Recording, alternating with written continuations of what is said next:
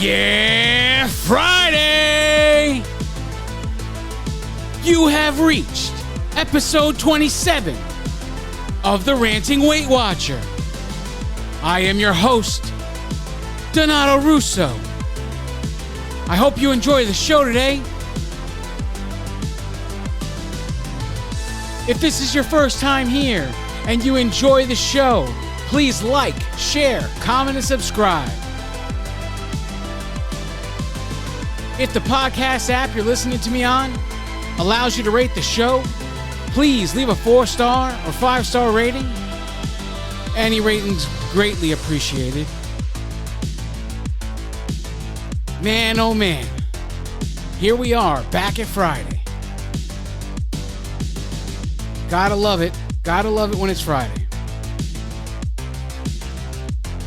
I got a good show planned for you guys today. So we're just going to get right into it. We're going to talk about achieving self-discipline today. But first, journey updates. Okay, guys, another great week. 2.6 pounds lost this week. Total for the month of February, 5.6 pounds down. Total since January 2019, 114.8 pounds down. I have 3.8 pounds to go to make it to my 277 goal. I have 10.2 pounds to go to make it to the next WW milestone of minus 125. And I have 85.2 pounds to go to get to my big goal of losing 200 pounds. And you know what? It was crazy. When the first number in that used to be a 9, I used to think, wow, I'm under 100 pounds. Oh my God, it's amazing. And then it changed to an 8, and it was just such an amazing feeling to see it turn into an 8 and have 85 pounds to go. It's insane. But what a ride. What a ride this whole experience has been this time around. And you know what? If it wasn't for self-discipline, I would not be half as successful as I am right now. And that's what I want to talk to you about today. How do we achieve self-discipline? First of all, what is self-discipline? It's the necessary evil in order to get what we truly want. And we could say a million things, right? We can sit here with our friends and our family, and we could say, oh, I want $1 million. But if you're sitting on the couch all day and you're not doing anything, how are you going to make $1 million? And the same thing goes with your health. You can say, oh, I want to lose weight. What good is saying I want to lose weight while you're eating whatever it is that doesn't condone weight loss? So it takes some sort of self-discipline to achieve the means that we wish to achieve. And the biggest problem that I can see as I look around in society in this world, we live in an instant coffee, microwave popcorn world. Everybody wants something yesterday, and nobody wants to do the work for whatever it is. We all want success that the others have worked so hard for, but we want it at the cost of nothing. There are people that have given their blood, sweat, and tears to achieve the success in whatever field they've chosen. They work day in and day out, losing sleep, losing time with family and loved ones, all in the name of achieving success in whatever it is they want to do. So how can you hear what I just said and not think self-discipline is necessary?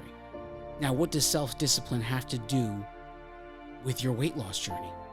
Because that's what it all boils down to, correct?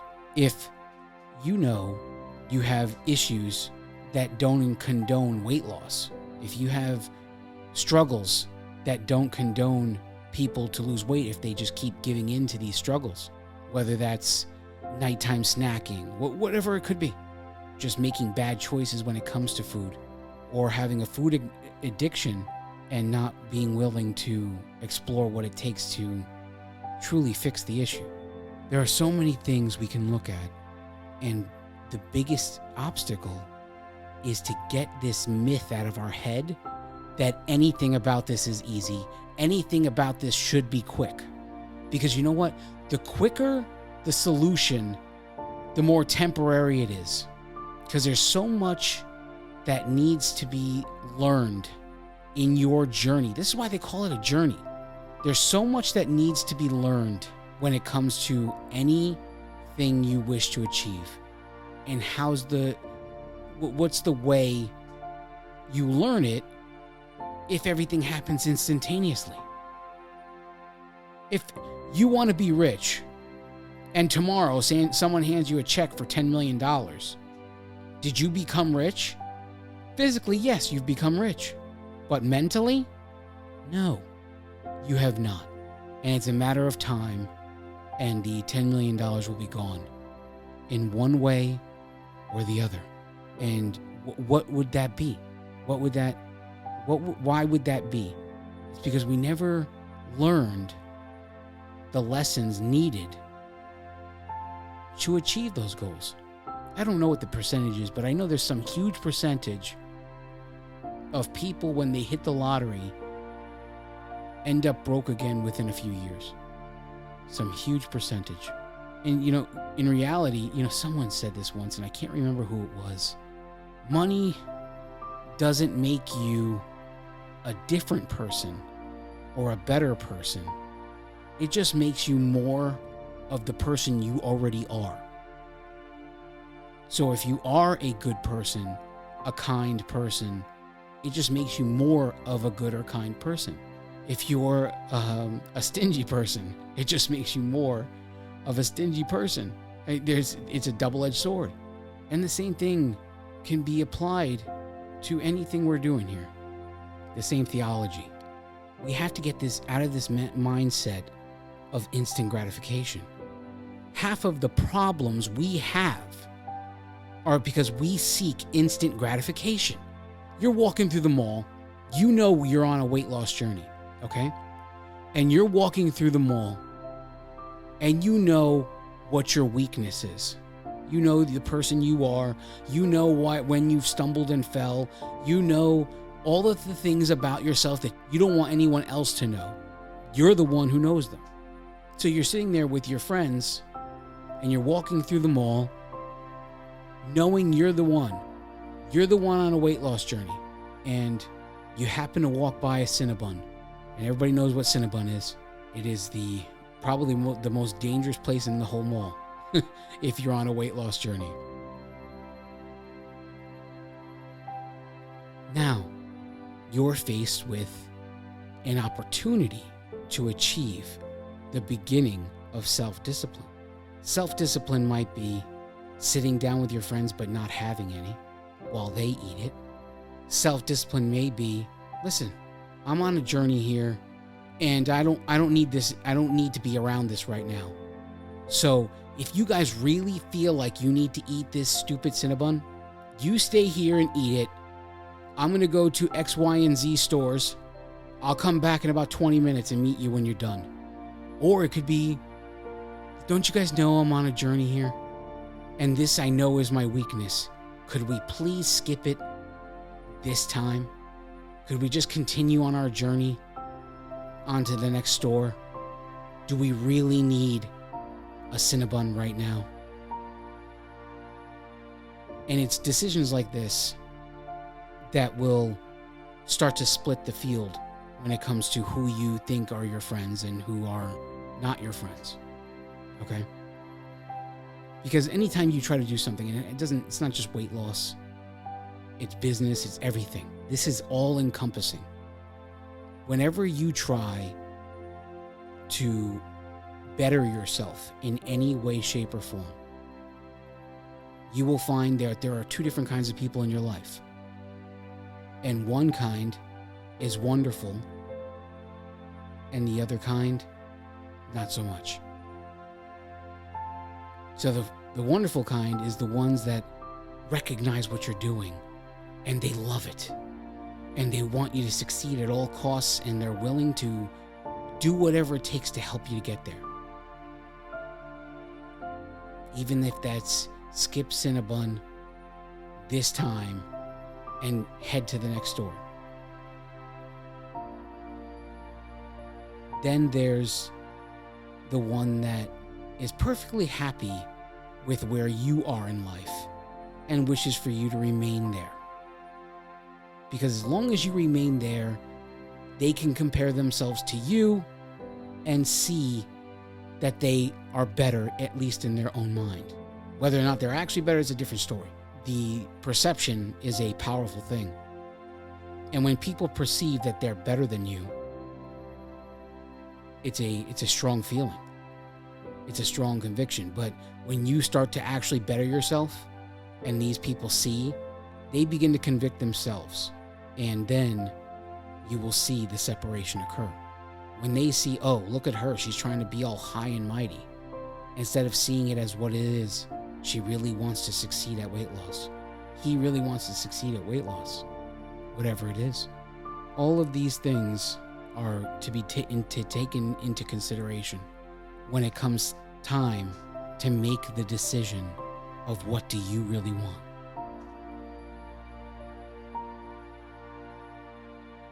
What do you really want? You have told everyone you want to be more healthy. But do you really want it? Or you're just really good at talking? Do you really want it? Or you're just going to allow yourself to be influenced by your emotions and the emotions of others around you?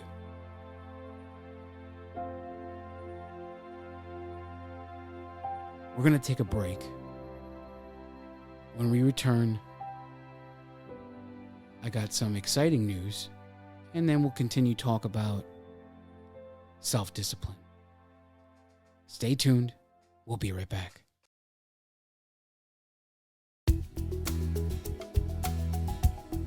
Greetings, ladies and gentlemen. Thank you so much for listening to the Ranting Weight Watcher. If you would like to connect on social media, we would love to connect with you. On the Weight Watchers Connect app, search for @RantingWeightWatcher. All of our other social media links can be found at www.therantingweightwatcher.com. You can also email the show, say hello, or share your story with us. Send your emails to therantingweightwatcher@gmail.com. We look forward to hearing from you. If this is your first time here, and you enjoyed the show, please like, share, comment, and subscribe. We are proud to announce that the Ranting Weight Watcher has been rated number 6 in Feedspot.com's Top 10 Weight Watchers podcasts. Click the link in the show's description if you wish to see the full list. If the podcast app you are listening with allows you to rate the show, please leave a 4-star or 5-star rating, whatever is in your heart to leave. Any rating is greatly appreciated. And now, without further delay, here is the star of the show, Donato Russo. And we are back. Thanks for sticking with me. We were talking about self-discipline in the first half of the show. And we're going to get back to that in a second. But first, I got some good news. I recently had a company called Powered Sport reach out to me. Now, this company is a clothing company that makes clothes that you would wear to work out. So like your active workout type clothing. And their website is www.pwrdsport.com. And they've partnered with the Ranting Weight Watcher podcast. And to any one of their customers who would enter the discount code RANT when they check out on their order, would receive 30% off their order. So if you're in the market for some workout clothes and you want to check out what they got, head over to www.pwrdsport.com and remember to use the code RANT. Let's get back into this. What does it really take? What does it really take to achieve self-discipline? The first thing I'll tell you is no sacrifice, no victory. I have lived by this since I started. I knew my limitations. I knew that there are certain things that if I was going to be any bit as successful as I wanted to be, there were things I just had to avoid in the beginning until I knew I had achieved self-discipline. And I had told the story many times before. One of my weaknesses is cookies. And my typical Sunday morning or Saturday morning would have been to wake up around 5 a.m., get dressed, go downstairs, turn on my coffee maker, grab the package of cookies that my wife purchased for that weekend, take my coffee and my cookies, go sit on the couch and watch ESPN. Because I would have the TV for a minimum of 3 hours before anybody else came downstairs. I'd drink a whole pot of coffee, and the majority of those cookies would be gone in the process. Knowing that alone, when I finally decided to get serious and pursue a weight loss journey, I knew in my head I must avoid cookies at all costs until I know I am self-disciplined. Never once did I say to myself, I'm going to avoid cookies forever. So don't get it wrong. Don't think, oh, he's crazy. I never said that to myself. I said I would avoid them until I knew I was disciplined. And I did just that. I avoided them because I knew I couldn't eat just one. I knew I couldn't eat just 5. How about that? My wife would buy a pack of, I didn't like the Oreos, the traditional Oreos. I liked the ones that were vanilla. You know, I guess they call them blonde Oreos, blondies, or whatever they call them. That's the ones I liked. And she would buy one of those packs, and it would be almost finished by Monday. Just so Saturday and Sunday, gone, just like that. I look back on this now and I just think, oh my God, how could I have done that? But it was going through that and then making the final decision. I decided I was willing to give up who I was to achieve who I was going to be. I gave up everything I knew myself to be in order to achieve everything I knew I could become. Do we really want what we say we want? Do we want success in weight loss? Do we want success in anything? Are you willing to give up everything that makes you who you are to achieve everything you were always supposed to be? Are there going to be failures? You know, people are going to be out there right now that say, oh, I can't give this up. I can't give that up. I'll just think about it constantly and I'll go crazy and then I'll binge eat it. I'm not telling you to give it up. I'm telling you to stay away from it until you know you're disciplined. There's a difference. And these things that you call failure, is failure to you binge eating? Would me binge eating cookies one random night, would that be considered failure to you? Because I don't consider that failure. I consider that a shortcoming. You fell short. This they call it a journey for a reason. We're in this for the long haul. We're in this for life. Okay? And so you're going to have shortcomings. You're going to have setbacks. So what's it really about? When you have a shortcoming, what is it really? It's not a failure. Every time a shortcoming is presented to you, regardless of what it is the next lesson you must learn to get to the next level of your journey. What do I mean by that? I mean that in my case, if I had binge eat a bunch of cookies, I knew it was only even more important that I figure out what I did in that moment. What is the problem? What caused me to get to this situation? Was I really hungry? How did I get there? What was my emotional state? The who, what, where, when, and why of the moment is the lesson that needs to be learned. And every shortcoming has the who, what, where, when, why, and how. But it's up to us to explore it. Most of you out there, when you have a shortcoming, you go crazy, you make a post and feeling sorry for yourself, and instead of doing the one thing you should probably do the most is analyze what caused you to be in this state in the first place, to not be strong enough, because that's the lesson. That's what we need to learn. In order for the next time the shortcoming is approaching, to recognize it, fix the problem before it happens, and move forward. Otherwise, we're just stuck in a cycle. We're just stuck in a cycle. If we never figure out what caused the shortcoming in the first place, we are just simply stuck in the cycle. Endless, endless, endless cycle. If you're unwilling to change anything about yourself, if you're unwilling to learn what you need to learn in order to achieve success, how is it that you expect to actually achieve it? If you know something causes you to fail, or for a lack of a better term, to fall, if you know these things cause that, but then you could tell yourself you could justify having it in the house, it seems a bit ludicrous, if you ask me. Oh, well, I have other people in the house. Well, maybe that something, are you saying nothing can be done because other people in the house need to eat this stuff?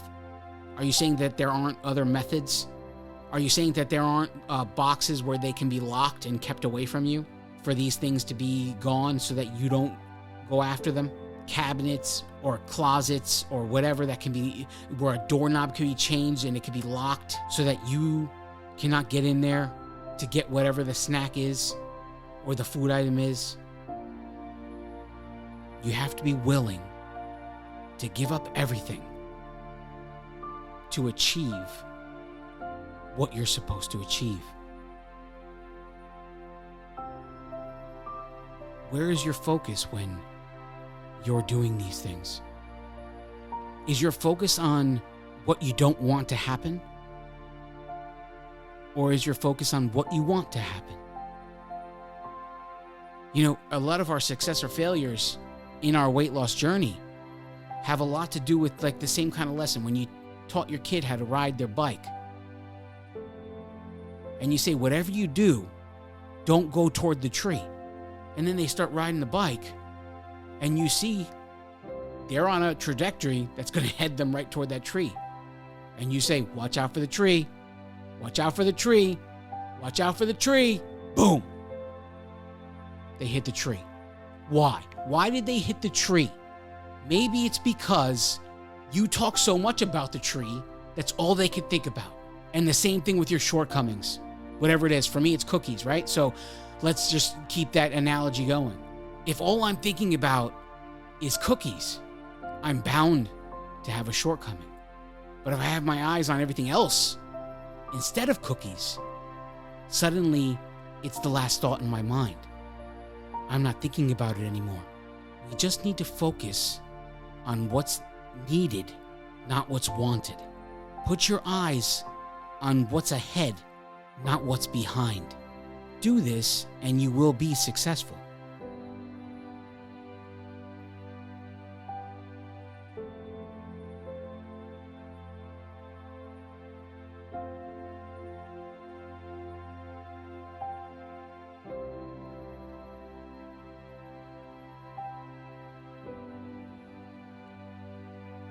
I love each and every one of you. God bless you all.